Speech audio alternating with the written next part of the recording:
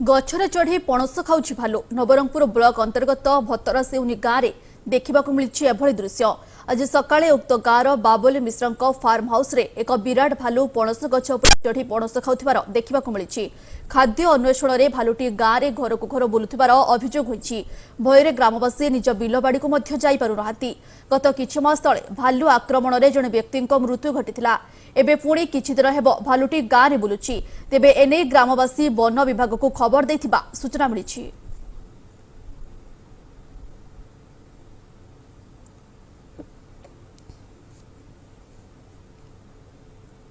भद्र व्यक्ति लो आरी मासे कर तोले हमारी बोतरा आने हेतेरला माने गोटे खाईदेला खाई दिगरी चक दिगरी भालू मन गाँव भितर पूर्वा कोटा जंगले घरे घरे तुमन के जागृत ना कर केनता ना बाबू बोली करी हम गाँव लोग अनुमति करबो तू भालू के समाचार बाबू देखिल करबो कुकुर मोर सामने थेबार मु बंची गली मु गाड़ी तले पकई दे मु सेठु दौड़ी गली एवं पार्टी खोले अन्य लोक सब गाँव लोक आसले सेठु भालू को छोड़िले।